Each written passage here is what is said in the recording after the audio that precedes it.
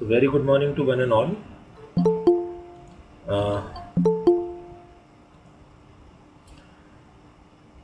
See, in last classes, we talked about first order differential equations and different formats of first order differential equations we had done, like linear differential equation we had done, reducible to linear differential equation we had done, exact differential equation, reducible to exact differential equation, and then first order differential equation of higher degree. And we had done four methods for solving these kind of equations, like solvable for p, solvable for y, solvable for x, and claroform. So these we had done in the last classes. Today we will be discussing linear differential equation of higher order. Linear differential equation of higher order with constant coefficients. ध्यान से सुनना. Linear differential equation of higher order with constant coefficients. मतलब higher order के differential equation की हम study करेंगे, higher order differential equation की हम स्टडी करेंगे, लेकिन वो लीनियर होगी और कोफिशिएंट्स उसके कांस्टेंट होंगे.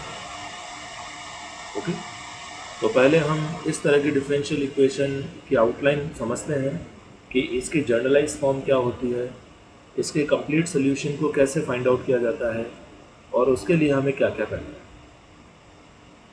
तो I am presenting my screen.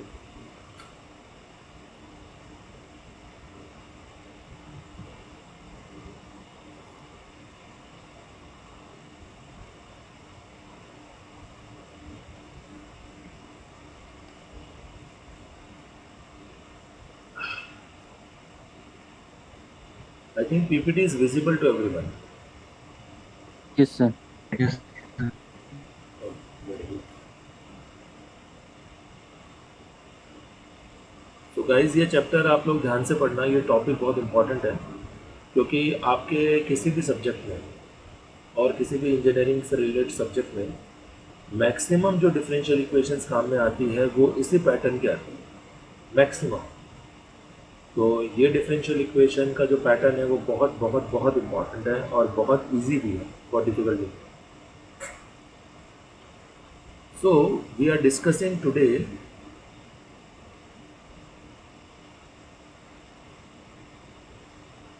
linear differential equation of higher order with constant coefficients.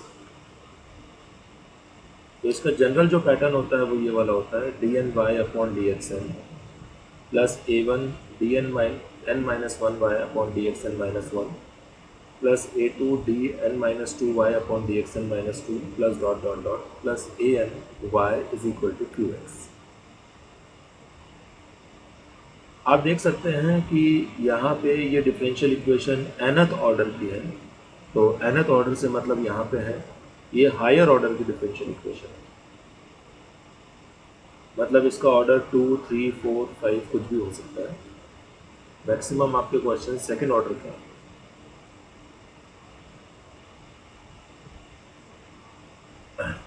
उसके बाद आप देख सकते हैं कि ये लीनियर डिफरेंशियल इक्वेशन की डेफिनेशन को फुलफिल भी कर रहा है, क्योंकि लीनियर डिफरेंशियल इक्वेशन की डेफिनेशन ये होती है कि डिपेंडेंट वेरिएबल 1 डिग्री का होना चाहिए. तो यहाँ y डिपेंडेंट वेरिएबल है और वो 1 डिग्री का है. डिपेंडेंट वेरिएबल का किसी भी ऑर्डर का डेरिवेटिव 1 डिग्री का होना चाहिए. तो आप देख सकते हैं कि चाहे nth ऑर्डर का डेरिवेटिव ले लें आप, चाहे n माइनस वन ऑर्डर का डेरिवेटिव ले लें, चाहे n माइनस टूथ ऑर्डर का डेरिवेटिव ले लें, मतलब किसी भी ऑर्डर का डेरिवेटिव आप ले लें उसकी डिग्री 1 है. और ऐसा कोई टर्म नहीं होना चाहिए जो डिपेंडेंट वेरिएबल और उसके किसी भी ऑर्डर के डेरिवेटिव का मल्टीप्लाई हो.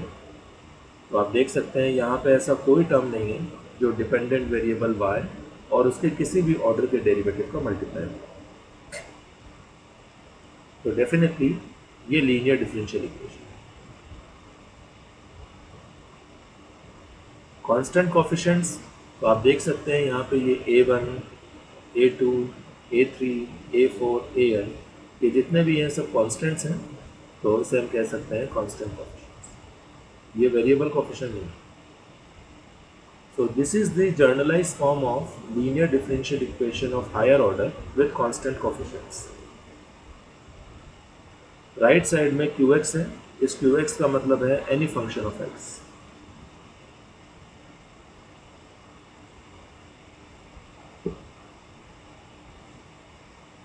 ओके, अब देखिए ये जो जनरलाइज फॉर्म है इसे हम शॉर्टकट में भी लिख सकते हैं। कैसे लिखेंगे?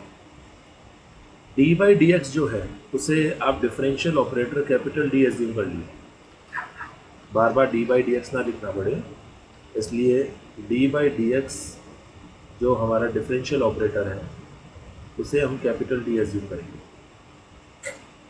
Through out the question.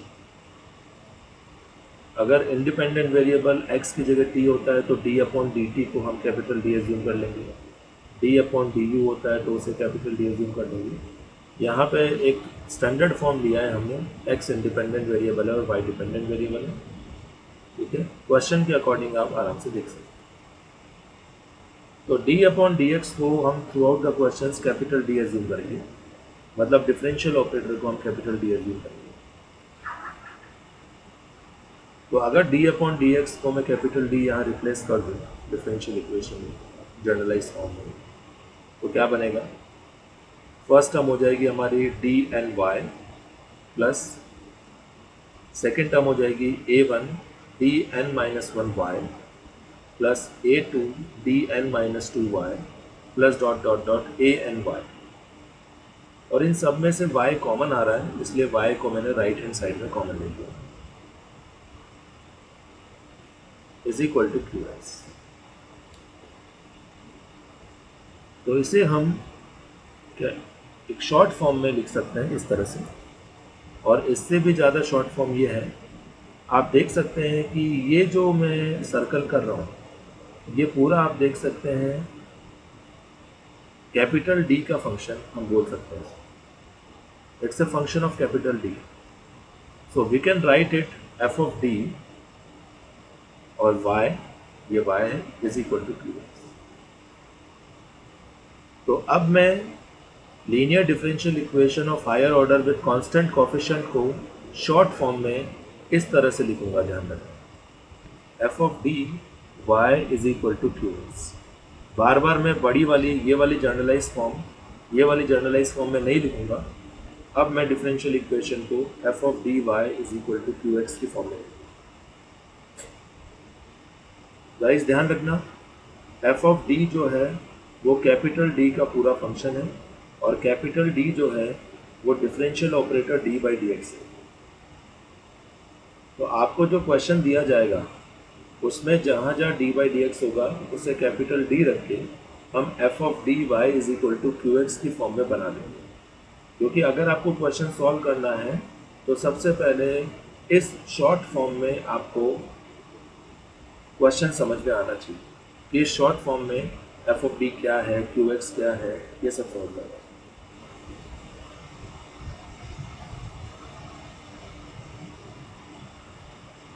यहाँ तक कोई डाउट पहले बताइए?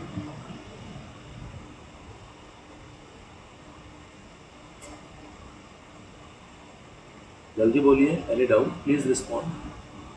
हाँ सर। अब देखिए ये इस टाइप की जो डिफरेंशियल इक्वेशंस होती हैं उनका जो कंप्लीट सोल्यूशन होता है वो होता है डिपेंडेंट वेरिएबल, यहाँ डिपेंडेंट वेरिएबल y है तो y या dependent variable is equal to C F plus P I. आप अपनी कॉपी में लिख लीजिए क्योंकि नेक्स्ट स्लाइड में फिर मैं पीछे नहीं आऊँगा। इस तरह के डिफरेंशियल इक्वेशन का जो कंप्लीट सोल्यूशन होता है वो होता है y is equal to C F plus P I. यहाँ डिपेंडेंट वेरिएबल y है इसलिए मैंने y लिखा है।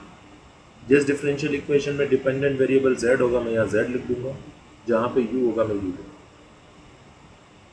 तो complete solution is y is equal to C F plus P I. C F का मतलब होता है कॉम्प्लीमेंट्री फंक्शन और पी आई का मतलब होता है particular integral. C F is complementary function and P I is particular integral. CF is complementary function, PI is particular integral.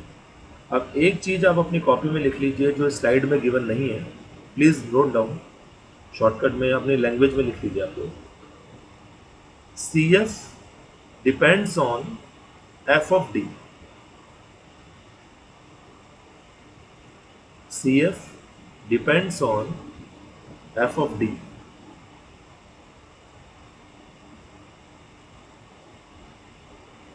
And PI depends on F of D and QX both. And PI depends on F of D and QX both.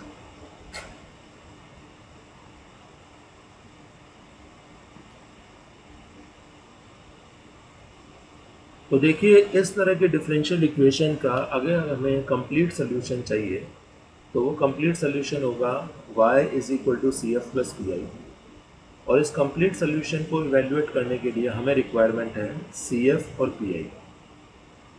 तो C F कैसे हम evaluate करेंगे वो मैं अभी आपको समझाऊंगा, और पी आई हम कैसे इवेल्युएट करेंगे वो मैं आपको समझाऊंगा। हर क्वेश्चन के लिए सी एफ और पी आई इवेल्युएट करके आपको इसमें पुट करना है और उसको डिपेंडेंट वेरिएबल के इक्वल करना है। That will be the complete solution of the given differential equation. यहाँ तक कोई डाउट हो तो बताइए।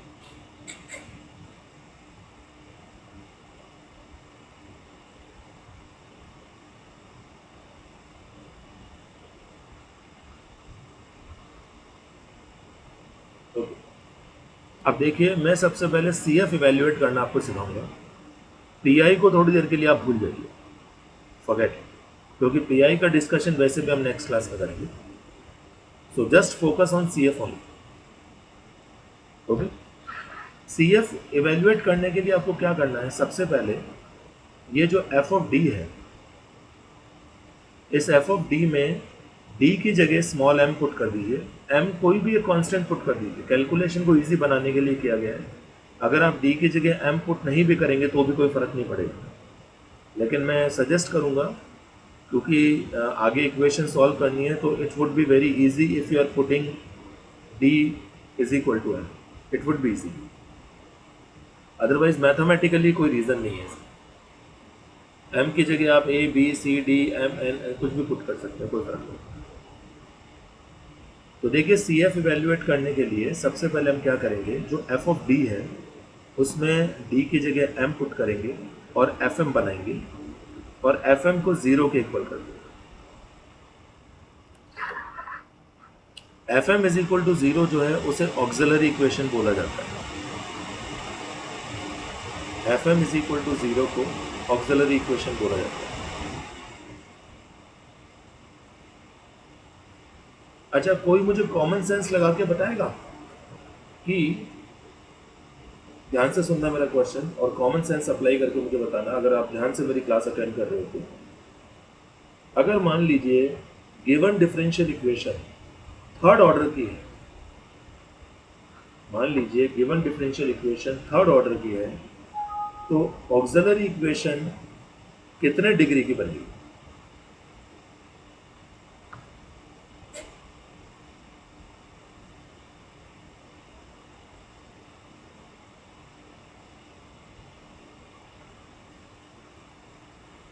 अगर गिवन डिफरेंशियल इक्वेशन का ऑर्डर 3 है, थर्ड ऑर्डर की डिफरेंशियल इक्वेशन है, तो ऑक्सिलरी इक्वेशन की डिग्री क्या होगी?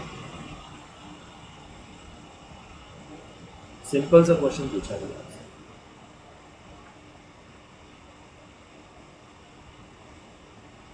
आर यू लिसनिंग मी?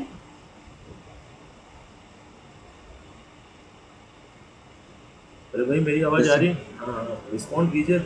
हो सकता है आवाज़ गायब हो जाए, फिर पता ही नहीं चले मैं बोलता रहूँ। यस, कोई बताएगा मुझे मेरे क्वेश्चन का आंसर देगा कोई?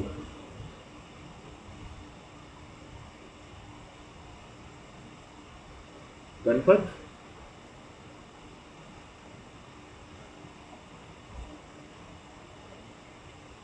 Ganpat, can you hear me? Yes, sir. मेरे क्वेश्चन का आंसर दे पाएंगे आप? श्योर नहीं हूँ। मैंने बहुत ही सिंपल क्वेश्चन पूछा है, आप लोग थोड़ा सा दिमाग लगाइए। आप लोग, Rishika, Yes, sir. Can you tell me the answer of my question? Sir, I'm thinking. इतना डिफिकल्ट भी नहीं है कि यू आर थिंकिंग। कौन बताएगा? कोई वॉलंटरली बताएगा मुझे?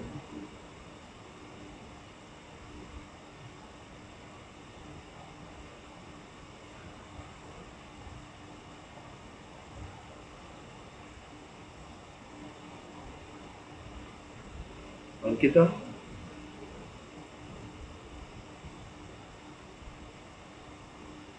सर अगर लीनियर डिफरेंशियल इक्वेशन का ऑर्डर 3 है तो ऑक्सिलरी इक्वेशन का भी तो 3 होगा ना। वेरी गुड, उसकी डिग्री भी 3 होगी। बिल्कुल, वेरी गुड। कैसे बताया आपने? सर मेथड को अप्लाई किया, मतलब शुरू से देखा ना था। बिल्कुल बिल्कुल। ये इसीलिए मैं आपको धीरे धीरे करके एक एक लाइन समझा रहा था आप सबको, और आपने मेरी चीज़ों को शायद इग्नोर कर दिया। आप सीधा क्वेश्चन का वेट कर रहे हैं, लेकिन क्वेश्चन आने में भी टाइम है, और क्वेश्चन तभी समझ में आएगा जब मैं जो एक एक लाइन पढ़ा रहा हूँ वो आपको समझ में आए, नहीं तो नहीं आएगा क्वेश्चन समझ में। Ganpat, you are absolutely correct. आप देखिए ये एफ एम कैसे बना है, ये एफ एम एफ डी से बना है। एफ डी कैसे बना है? एफ डी यहाँ से बना है। और डी क्या है? डी है डिफरेंशियल ऑपरेटर। तो अगर थर्ड ऑर्डर की डिफरेंशियल इक्वेशन हुई तो मतलब कैपिटल डी का क्यूब बनेगा। कैपिटल डी का क्यूब बनेगा मतलब वहाँ पे एम का क्यूब बनेगा, मतलब वो थर्ड डिग्री की इक्वेशन बनेगी, ऑक्सिलरी इक्वेशन। गणपत सही बोल रहा हूँ मैं? Yes sir. गुड। तो गणपत एक बात और बताओ, ऑक्सिलरी इक्वेशन अगर 3 डिग्री की बनी तो उसके सॉल्यूशंस कितने होंगे?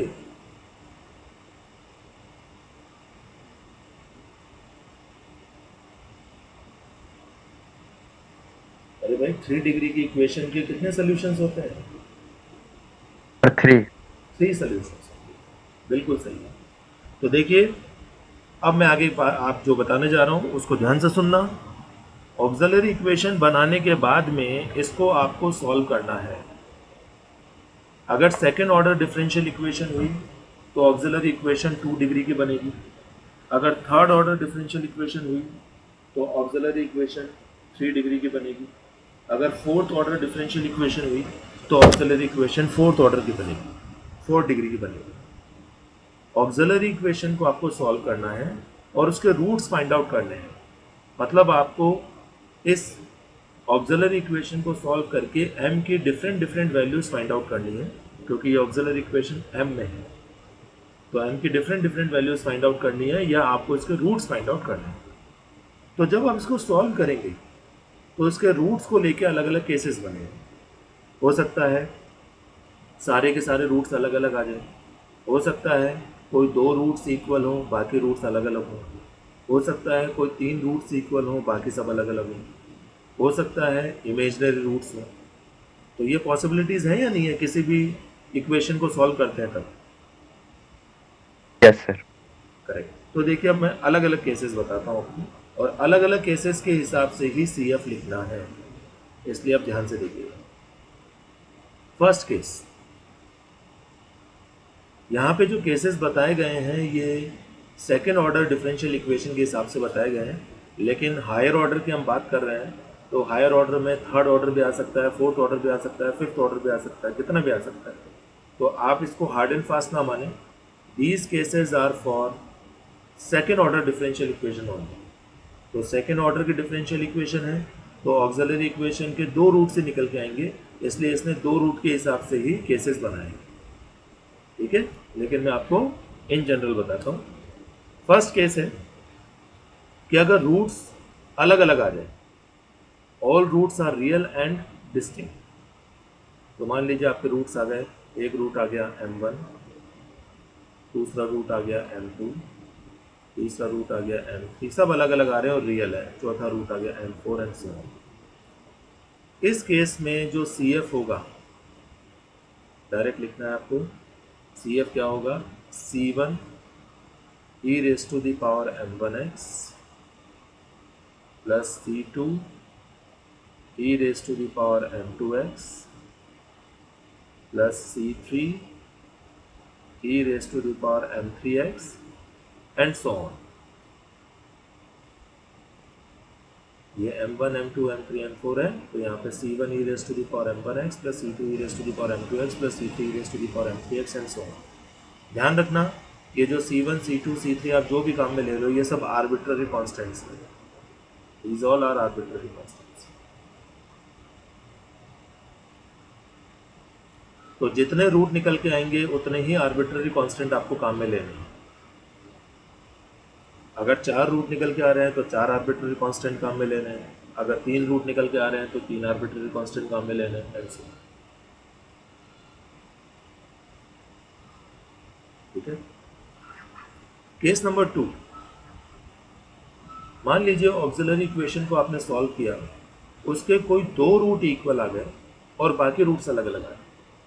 जैसे मान लीजिए 2 रूट आ रहे हैं equal, for example m1 is equal to m2, ये 2 रूट इक्वल है और मान लो इनका वैल्यू जो इक्वल आ रहा है वो m है, और बाकी रूट्स अलग अलग आ रहे हैं, m3 अलग है, m4 अलग है, m5 अलग है। तो उस केस में जो CF लिखा जाता है वो ये लिखा जाता है, जो 2 रूट इक्वल आ रहे हैं उन दोनों का क्लब कर दीजिए, C1 प्लस C2x ऐसे क्लब कर दीजिए, e raise to the power, और जो कॉमन वैल्यू है m1 is equal to m2, दोनों रूट इक्वल है और m के इक्वल आ रहे हैं, तो mx प्लस ये तो जो 2 कॉमन रूट्स हैं उनके लिए हो गया, और जो बाकी अलग अलग रूट्स हैं उनके लिए केस नंबर 1 से ही लिख दीजिए, लेकिन आर्बिट्ररी कांस्टेंट हर एक रूट के लिए अलग अलग काम में लेना है, ध्यान रखना। तो 2 रूट के लिए 2 आर्बिट्ररी कांस्टेंट C1 C2 हो गया, तो थर्ड रूट m3 के लिए आर्बिट्ररी कांस्टेंट होगा C3 e raise to the power m3x plus C4 e raise to the power m4x and so on। ऐसे आपको CF है। If 2 roots are equal and others are different,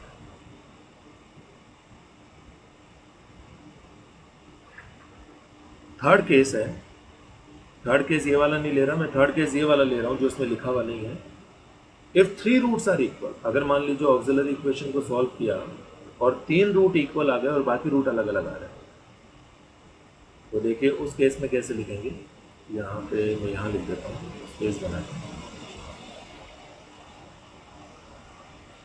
If 3 roots are equal, for example, m1 is equal to m2 is equal to m3, ये 3 root तो equal है जिनकी value मान लो कोई आ रही है m निकल के आ रही है, और बाकी रूट्स अलग अलग हैं, m4 अलग है, m5 अलग है एंड सो ऑन।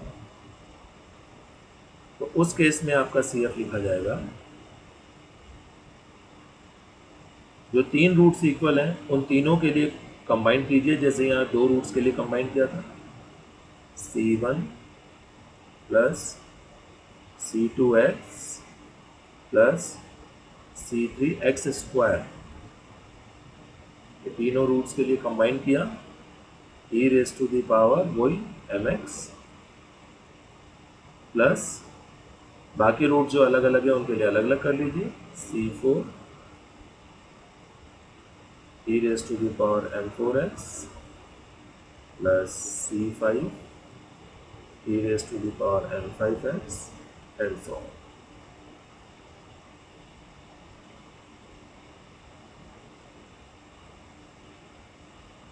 तो देखिए जब 2 रूट्स इक्वल आते हैं तो C1 plus C2x e raise to the power mx, जब 3 रूट्स इक्वल आते हैं तो C1 plus C2x plus C3x square e raise to the power mx। और कोई बताएगा अगर 4 रूट इक्वल आ गए तो कैसे लिखेंगे कंबाइन करके? यस सर, सेम इसी तरह लिखेंगे। कैसे लिखेंगे बताइए, 4 रूट्स इक्वल आ गए तो? सर CF इज equal to C1 plus C2x plus C3x स्क्वायर प्लस C4x Q into e to the power m x. Very good, very good. तो ये केसेस हो गए। फर्स्ट केस हो गया when all roots are different. Second case हो गया when two roots are equal and other roots are different. Third case हो गया when three roots are equal and other के रूट्स आर डिफरेंट। अब last case देखिए, auxiliary equation को solve किया और आपके इमेजनरी रूट्स आ गए। और आपको तो पता ही है इमेजनरी रूट्स हमेशा पेयर में आते हैं। अगर a प्लस आयोटा b किसी इक्वेशन का सोल्यूशन है तो a माइनस आयोटा b भी उसका सोल्यूशन होता है। या ऐसे बोले कि a माइनस आयोटा b किसी इक्वेशन का सोल्यूशन है तो a प्लस आयोटा b भी उसका सोल्यूशन होता है। इमेजनरी रूट्स हमेशा पेयर की फॉर्म में आते हैं, यानी अगर a प्लस आयोटा b किसी का सोल्यूशन है तो उसका conjugate a minus iota b भी सोल्यूशन होता है एंड वाइसा वर्सा। कभी भी इमेजनरी रूट्स ऐसे नहीं होते 3 आ गए 5 आ गए, ऐसे नहीं होते। इमेजनरी रूट्स या तो 2 आएंगे या 4 आएंगे या 6 आएंगे या 8 आएंगे, हमेशा पेयर में। तो मान लीजिए ऑक्सिलरी इक्वेशन को सॉल्व किया और उसके दो इमेजनरी रूट्स आए। m1 तो आ गया अल्फा प्लस आयोटा बीटा और ऑब्वियसली m2 आ गया अल्फा माइनस आयोटा बीटा। तो उस केस में CF जो लिखा जाएगा वो क्या लिखा जाएगा?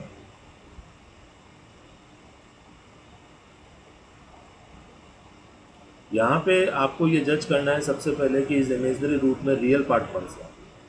तो आप देख सकते हैं अल्फा रियल पार्ट है और बीटा इमेजनरी पार्ट है। तो CF आपको लिखना है e raise to the power real part x multiplied with C1 cos imaginary part x plus C2 sine imaginary part x।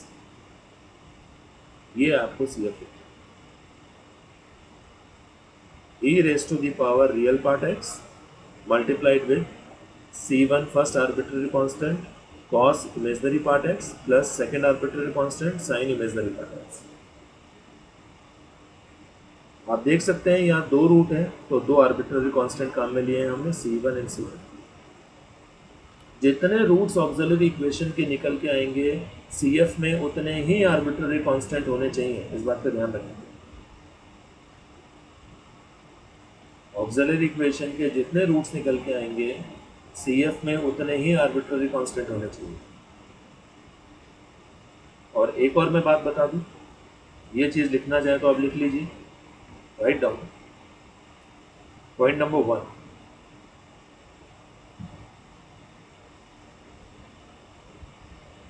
Number of arbitrary constants in CF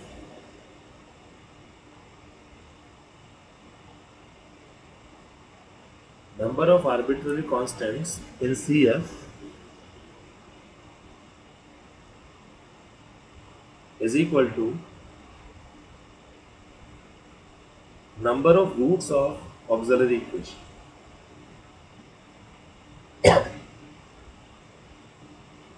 number of roots of auxiliary equation।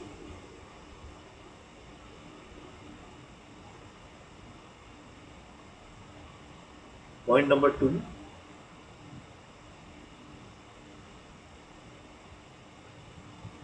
we will use arbitrary constant in CF only। We will use arbitrary constant in CF only।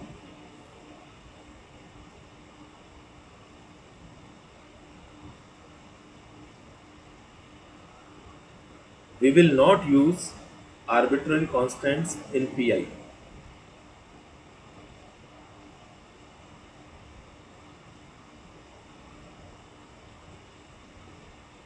Arbitrary constants हमें ध्यान रखना CF में use करना है, particular integral यानी PI में use नहीं करना। चलिए यहाँ तो कोई डाउट हो तो बताइए, फिर हम क्वेश्चन पे आते हैं।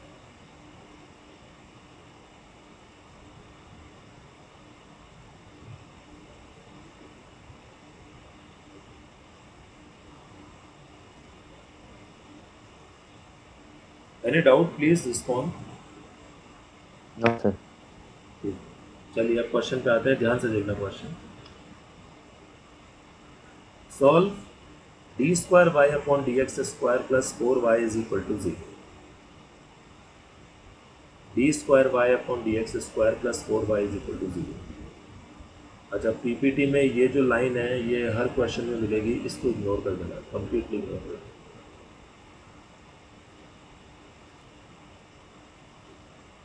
तो सबसे पहले इसे हम स्टैंडर्ड फॉर्म में लिखते हैं। तो सबसे पहले आप d अपॉन डी एक्स को कैपिटल D एज्यूम कर लीजिए।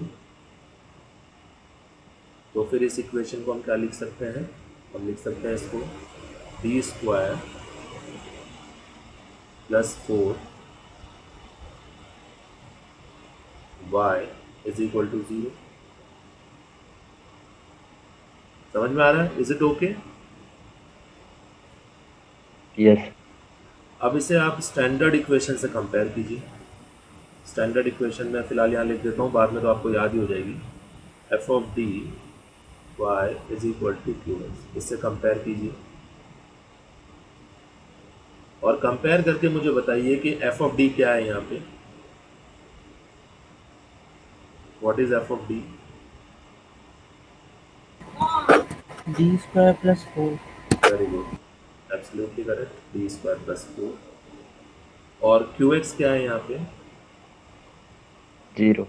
Very good, 0। अब मैं आपको एक बात बताना चाहूँगा, क्यू एक्स अगर 0 आ जाता है, ध्यान से सुनना, तो उसका पर्टिकुलर इंटीग्रल हमें नहीं निकालना है, क्योंकि मैंने आपको एक चीज़ बताई थी। तो पिछली स्लाइड पे जा रहा हूँ, मैं आपको याद दिलाता हूँ मैंने क्या बताया था। मैंने ये बताया था, आपको लिखवाया भी था शायद, कि सी एफ जो होता है वो एफ ऑफ डी पर डिपेंड करता है और पी आई जो होता है वो एफ ऑफ डी और क्यू एक्स दोनों पे डिपेंड करता है। याद है? Yes sir. Yes. Yes.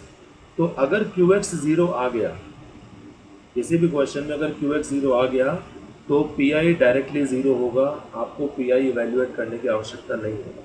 P I आपको तभी इवेल्युएट करना है, और इसके भी मैं अलग अलग केसेस बताऊंगा। पी आई आपको तभी इवेल्युएट करना है जब क्यू एक्स गिवन हो, और अगर क्यू एक्स 0 है तो पी आई भी 0 हो गया। तो इस केस में जो कंप्लीट सोल्यूशन होगा वो क्या होगा? y is equal to C F होगा सिर्फ। समझ में आई ये बात? समझ में आई बात? Yes sir. तो अगर क्यू एक्स 0 होता है तो आपको पी आई 0 कर देना है और कंप्लीट सोल्यूशन होगा y is equal to C F. इसीलिए मैंने आपके पास में वही क्वेश्चन लिए हैं अभी जिसमें क्यू एक्स 0 हो, क्योंकि अभी मैंने आपको सी एफ ही पढ़ाया है। तो आप देख सकते हैं यहाँ क्यू एक्स 0 है तो पी आई तो डायरेक्टली वैसे ही 0 हो गया। पी आई के बारे में तो आपको बात ही नहीं करनी पड़ा। अब हम सी एफ की बात करते हैं। तो सबसे पहले हम ऑक्सिलरी इक्वेशन बनाएंगे। ऑक्सिलरी इक्वेशन क्या होती है? एफ ऑफ डी में डी की जगह एम रख दीजिए, तो F M is equal to 0। तो ऑक्सिलरी इक्वेशन हो गई हमारी M square plus 4 is equal to 0। This is our auxiliary equation. कोई डाउट किसी को?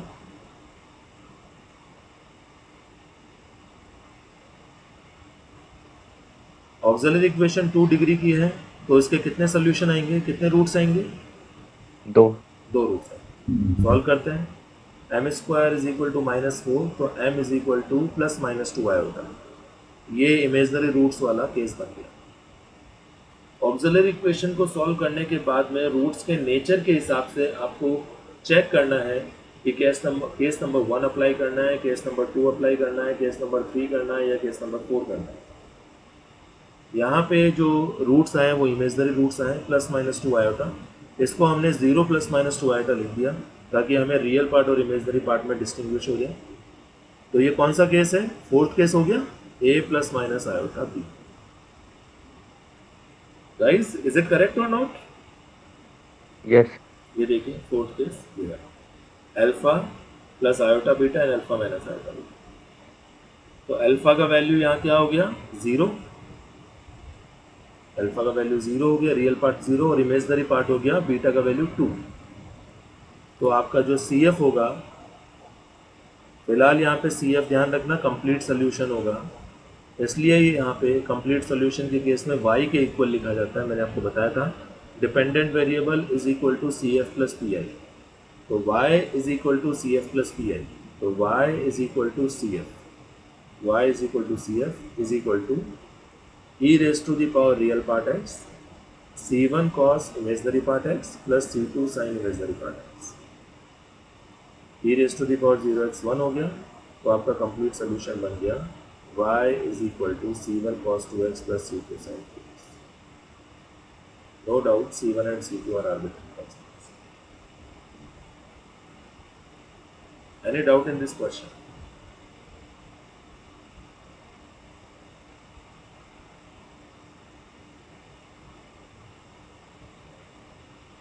Guys, yes or no? और No, sir. Any doubt?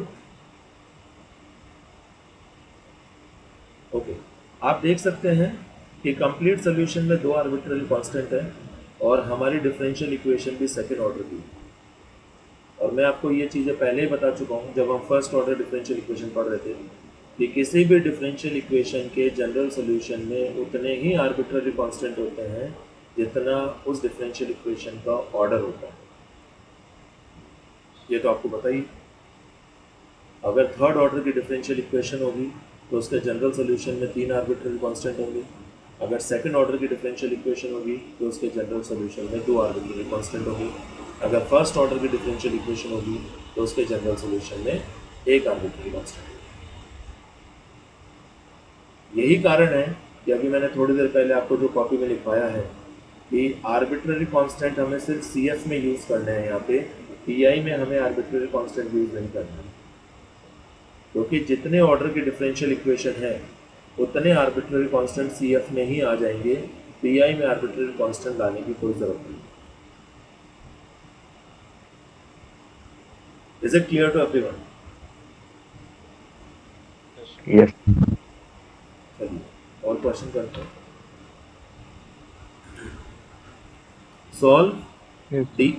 Solve D square Y upon D T square plus 4 dy by D T plus 4y is equal to 0. सबसे पहले तो आप ये देखिए यहाँ पे डिपेंडेंट वेरिएबल y है और इंडिपेंडेंट वेरिएबल x है. हमारी x की आदत होती है लेकिन ध्यान रखना है t है. तो डिपेंडेंट वेरिएबल यहाँ y है और इंडिपेंडेंट वेरिएबल यहाँ t है. दो कंडीशन एडिशनल गिवन है. y at 0 is equal to 1 and dy by dt at 0, यहाँ डिस्टेंट है, at 0 is equal to 1. कोई मुझे बताएगा, सॉल्व तो बाद में करेंगे, कोई मुझे बताएगा कि ये दो कंडीशन क्यों गिवन है?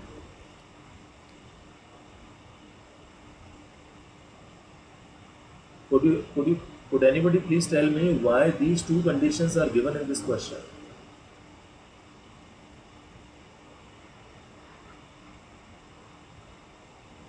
यार आप लोगों को इतना अच्छे से पढ़ाता हूँ उसके बावजूद भी आप लोग इस तरह से बोलते हैं.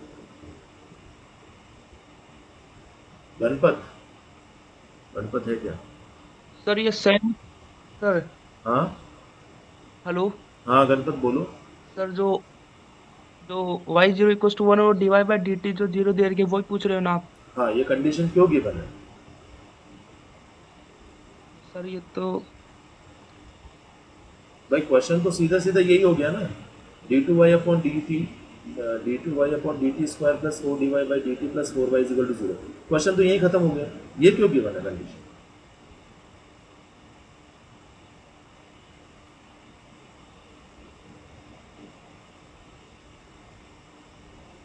ऋषभ, कैन यू हियर मी?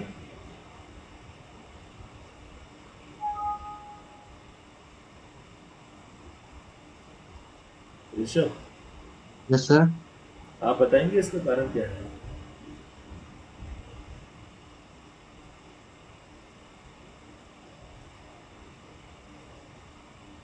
किसी को कोई मतलब नहीं.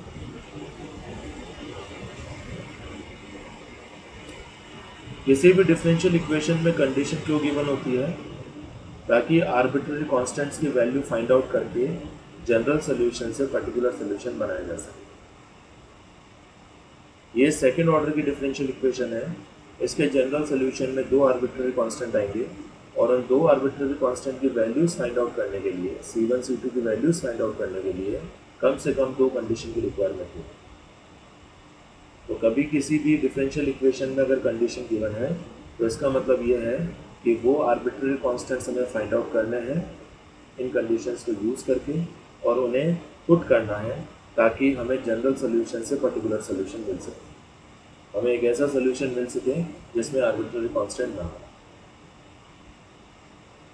अब ठीक है Ganpat? Yes sir, clear. Okay, चलिए अब इस डिफरेंशियल इक्वेशन को सॉल्व करते हैं, बाद में करेंगे इस कंडीशन की बात। तो इस डिफरेंशियल इक्वेशन में एज यूजुअल कैपिटल डी जो हमारा होगा वो होगा डी बाई डी टी। तो इस डिफरेंशियल इक्वेशन को हम अगर डी की फॉर्म में लिखेंगे तो क्या लिखेंगे, D square plus 4d plus 4 into Y is equal to 0।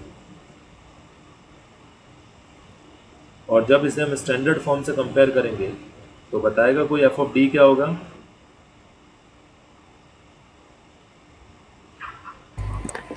D square plus 4D plus 4. Correct, absolutely correct. आपका एफ ऑफ डी होगा D square plus 4d plus 4। और क्यू एक्स क्या होगा, 0 सॉरी क्यू टी, टी है यहाँ पे independent variable T है, Q T is 0, correct. तो ऑक्सिलरी इक्वेशन क्या बनेगी, M square plus 4m plus 4 is equal to 0। तो आपकी ऑक्सिलरी इक्वेशन बन गई M square plus 4m plus 4 is equal to 0। इस ऑक्सिलरी इक्वेशन को सॉल्व कीजिए, आप आराम से कर सकते हैं, क्वाड्रेटिक इक्वेशन है। आपको रूट्स मिलेंगे m इज इक्वल टू -2 यानी हमें जो रूट्स मिले वो इक्वल रूट्स मिले। और इक्वल रूट्स के केस में CF कैसे लिखा जाता है, याद दिला देता हूँ मैं आपको, ये वाला, जब दो रूट्स इक्वल होते हैं तो CF ऐसे लिखा जाता है। यहाँ सिर्फ दो रूट्स ही हैं, बाकी रूट्स तो है नहीं, इसलिए आपका CF होगा C1 प्लस C2x, x नहीं है t है यहाँ पे, C1 plus C2t e raise to the power mt, m यहाँ पे -2 है तो C1 plus C2t e raise to the power -2t। तो आपका CF हो गया C1 plus C2t e raise to the power -2t। और चूंकि यहाँ PI 0 है क्योंकि QT 0 है, PI 0 है, तो आपका जो कंप्लीट सोल्यूशन होगा वो होगा y is equal to CF only. इसलिए यहाँ पे देखो y is equal to C1 plus C2t e raise to the power -2t लिखा हुआ है। So this is our complete solution. This is our complete solution or general solution. You can see there are two arbitrary constants here, C1 and C2. अब ये जो C1 C2 है इनकी values निकालने के लिए हमें दो कंडीशन देनी है, वो दोनों कंडीशन सिंपली हमें अप्लाई करनी है। पहली कंडीशन है y at 0 is equal to 1, मतलब जब t का वैल्यू 0 होता है तो y का वैल्यू 1 होता है। तो आप आराम से इसमें अप्लाई कर सकते हैं। फर्स्ट कंडीशन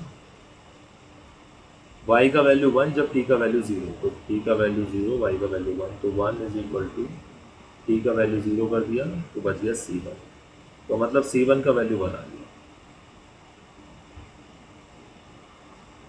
ये देखिए C1 का value 1।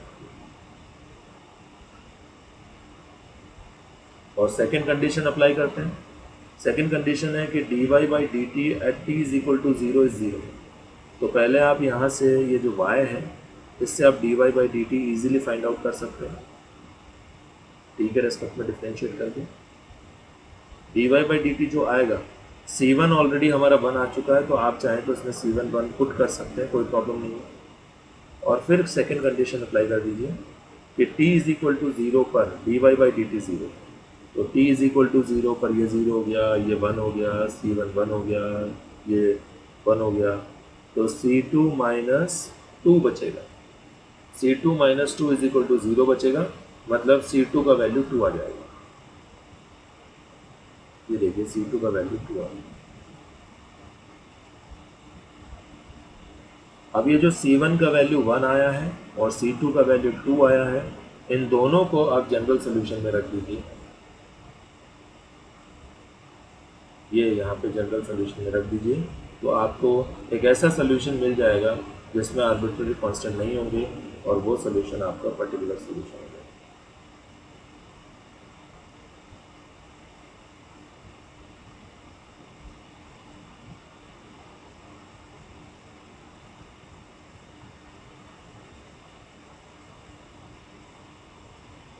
Any doubt in this question?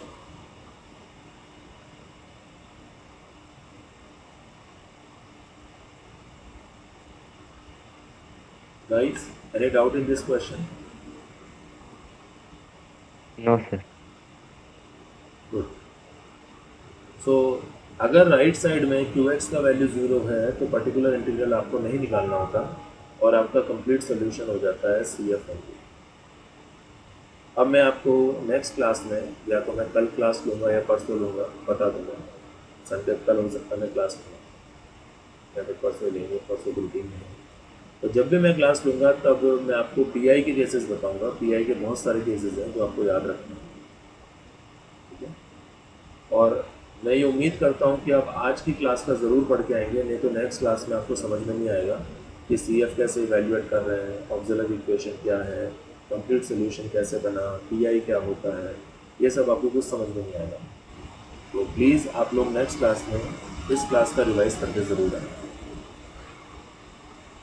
और फिलहाल कोई डाउट है तो आप बताइए।